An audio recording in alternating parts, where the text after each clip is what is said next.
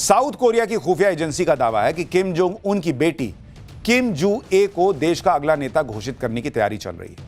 किम जू ए की उम्र अभी लगभग 13 साल है। दावा है कि वो किम जोंग उन की इकलौती बेटी है। किम जू ए को घुड़सवारी, स्कीइंग और तैराकी पसंद है। वो प्योंगयांग में अपने घर पर ही रहकर पढ़ाई करती है। तानाशाह किम जोंग उन ने उसे ही गद्दी का वारिस चुनने का फैसला किया है और 14 साल के होते ही उसके नाम का ऐलान कर दिया जाएगा। ये उसकी तस्वीर है। किम ने अपनी बेटी के लिए किस तरह से तैयारी करनी शुरू कर दी है वो भी आप देखिए। किम जू ए पिछले कुछ सालों में अपने पिता के साथ मिसाइल परीक्षण, सेना की परेड, बड़े सरकारी कार्यक्रमों में नजर आ रही है। किम जो ए सबसे पहले अपने पिता के साथ नवंबर 2022 में सार्वजनिक तौर पर नजर आई थी। उस वक्त उत्तर कोरिया ने इंटरकॉन्टिनेंटल बैलिस्टिक मिसाइल का परीक्षण किया था। इसके बाद किम जू ए जून 2025 में वोनसान में एक रिजॉर्ट के उद्घाटन समारोह में अपने पिता के साथ पहुंची हुई थी। दिसंबर 2025 में एक होटल के निरीक्षण के दौरान किम जो ए अपने पिता के साथ पहुंची थी। पिछले महीने 27 जनवरी को किम जो ए अपने पिता के साथ एक मिसाइल परीक्षण में पहुंची थी। पिछले साल सितंबर में किम जोंग उन जब चीन के दौरे पर पहुंचा था तब भी उनकी बेटी लगातार साथ में थी। वो कई मीटिंग्स में शामिल हुई। तभी से कहा जाने लगा था कि किम जोंग उन अपनी बेटी को लेकर कुछ बड़ा प्लान कर रहा है और अब कहा जा रहा है कि 13 साल की ये लड़की संभव है कि दुनिया की अगली बड़ी तानाशाह बने। इस उम्र में सोचिए, जब बच्चे सोचते हैं कि बनना क्या है, वो तानाशाह बनने जा रही है। हो सकता है ऐसा, और उसके हाथ में न्यूक्लियर कमांड का रिमोट होगा। इस वक्त दुनिया बहुत ही निर्णायक मोड़ पर खड़ी है और ये वो निर्णायक मोड़ है जहां से एआई बहुतों का फ्यूचर तय करेगा। नरेंद्र मोदी इस बात को समझते हैं क्योंकि पुराने तौर तरीके अब तेजी से ध्वस्त हो रहे हैं। एआई को देख के लोगों के होश उड़े हुए हैं भाई कि एआई क्या ही कर दे रहा है। ऐसे में भारत इस मामले में पीछे रह ही नहीं सकता क्योंकि नरेंद्र मोदी ऑलरेडी 2047 तक भारत को विकसित राष्ट्र बनाने की बात कर रहे हैं। हम सबसे तेजी से बढ़ती अर्थव्यवस्था है, दुनिया हम में इन्वेस्ट कर रही है। हम कैसे पीछे रह सकते हैं भाई? और इसलिए नरेंद्र मोदी जो ग्लोबल एआई समिट करवा रहे हैं उसके पीछे की सोच भी यही है। आपको पहले ग्लोबल एआई समिट की कुछ तस्वीरें दिखाता हूं। आज शाम करीब 6 बजे पीएम मोदी दिल्ली के भारत मंडपम में लगे एआई समिट में गए थे। एकदम मैसिव स्केल पे हो रहा है भाई। हर आदमी चाह रहा कि कैसे एंट्री मिल जाए यहां पर। पीएम मोदी ने समिट में जो अलग अलग काउंटर हैं वहां पर वो गए और एआई के सेक्टर में जो नए नए इनोवेशन हो रहे हैं सब देखा उन्होंने कि तुम बताओ भाई तुम क्या बना रहे हो, अच्छा ये क्या हो रहा है, दिखाओ जरा। जैसे आप एक तस्वीर देखिए, इसमें PM Modi AI powered chess को देख रहे हैं। इसके साथ ही एक लाल रंग का रोबोट भी वहां पर रखा हुआ है। इस रोबोट का नाम है माइको। दावा है कि यह दुनिया का सबसे सेफ एआई है बच्चों के लिए, जिससे बच्चों को लर्निंग में मदद मिलेगी। एक और तस्वीर आपको दिखाता हूं। इसमें पीएम मोदी एक रोबोट डॉग को देख रहे हैं। ऐसे कई रोबोट इस एआई एक्सपो में लगे हैं और पीएम मोदी एक एक पवेलियन में जाकर सबको देख रहे हैं। ये देखिए, ये रोबोट डॉग दिखाया जा रहा है। एक पवेलियन पर पीएम मोदी काफी देर तक रुके। उस पवेलियन पर एक बेबी रोबो था। ये देखिए, ये बेबी रोबो क्या है, इसके बारे में पीएम मोदी ने जानकारी ली और काफी दिलचस्पी दिखाई। ये क्या है भाई? बच्चा लेटा हुआ है, एआई से बना हुआ बेबी रोबो है।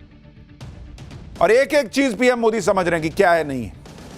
इसके बाद पीएम मोदी एयरटेल के पवेलियन पर गए जहां उन्हें AI powered fraud fighting network के बारे में बताया गया, क्योंकि मोबाइल पे आजकल बहुत फ्रॉड होता है।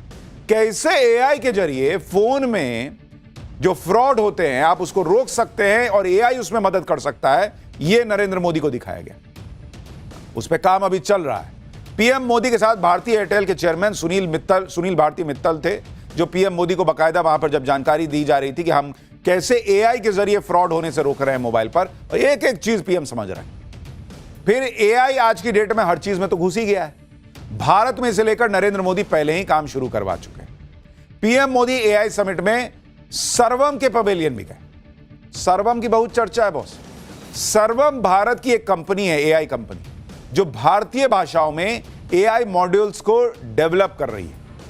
अंग्रेजी पर निर्भर रहने की जगह हिंदी और दूसरी भाषाओं को प्राथमिकता देने के चलते इसे अक्सर भारत का अपना एआई कहा जाता है। सर्वम एआई ने अपना नया ऑन डिवाइस प्लेटफॉर्म सर्वम एज लॉन्च किया है। यह ऐसा एआई मॉडल है जो स्मार्टफोन और लैपटॉप पर बिना इंटरनेट कनेक्शन के काम कर सकता है। दावा है कि इस एआई मॉडल का डेटा बाहरी सर्वर पर जाता ही नहीं, सर्वम एआई के पास एक ऐसा फीचर है जिसमें उसने चैट जीपीटी और जेमिनाई जैसे एआई को भी पीछे छोड़ दिया है। सर्वम एआई का फीचर है सर्वम विजन, जिसमें वो डॉक्यूमेंट्स को भारतीय भाषाओं में रीड कर सकता है। इसमें सर्वम की एक्यूरेसी स्कोर 84.3% है, जो Gemini 3 pro, deep seek OCR V2 और चैट जीपीटी से भी ज्यादा है। मतलब अंग्रेजी में पढ़ेगा, आपको हिंदी में सुना देगा। पीएम मोदी ने कितने ग्रैंड लेवल पर यह एआई समिट आयोजित किया है। जो काम बड़े बड़े विकसित राष्ट्र नहीं कर पाए, वो काम पीएम मोदी कैसे कर रहे हैं आप देखिए। एआई समिट में 100 से ज्यादा देश आ रहे हैं बॉस। 45 देशों से मंत्रियों का समूह आ रहा है। 20 देशों के तो राष्ट्र प्रमुख आ रहे हैं। यहां Australia, Japan, UK, Germany, France समेत 13 देशों के पवेलियन लगे हुए हैं। 300 के करीब एग्जीबिशन सेंटर लगे हैं। 5 दिन में करीब 2.5 लाख लोग भारत मंडपम पहुंचेंगे। Google, deep mind, open AI के सीईओ आ रहे हैं। निविडिया, माइक्रोसॉफ्ट, मेटा, क्वालकॉम जैसी कंपनियां आ रही हैं। करीब 40 ग्लोबल और भारतीय कंपनियों के सीईओ आ रहे हैं। इसके अलावा कई अंतर्राष्ट्रीय संगठनों के प्रतिनिधि आ रहे हैं। दिल्ली में यह एआई समिट 16 से 20 जनवरी के बीच चलना है और आज इसका उद्घाटन हुआ है। एआई समिट दिल्ली के भारत मंडपम, सुषमा स्वराज भवन और अंबेडकर सेंटर में आयोजित हो रहा है। और समिट का जो मेन इवेंट है, जिसमें एआई एक्सपो शामिल है, वो भारत मंडपम में हो रहा है। अब आप देखिए कि एआई समिट को किस लेवल पर नरेंद्र मोदी ने अरेंज करवाया है। 7 देशों के तो राष्ट्रपति आ रहे हैं और 9 देशों के प्रधानमंत्री। Europe, middle east, Africa, south America के बड़े बड़े देशों के नेता आ रहे हैं।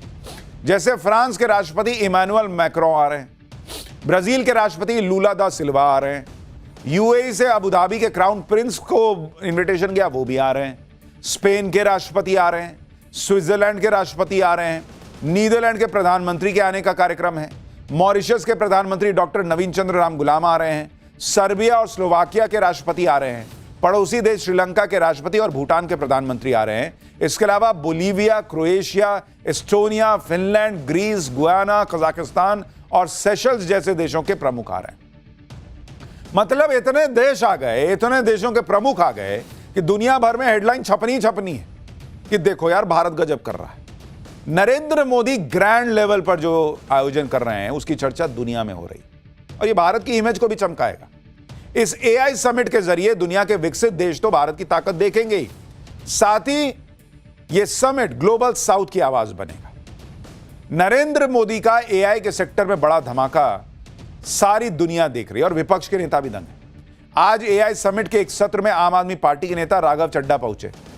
आप सुनिए राघव चड्ढा खुद कैसे बता रहे हैं कि भारत तो एआई के सेक्टर में गजब छलांगे लगा रहा है बॉस। भारत को इस एआई जगत में मैप पे खड़ा कर देता है। It puts India on the map in that sense.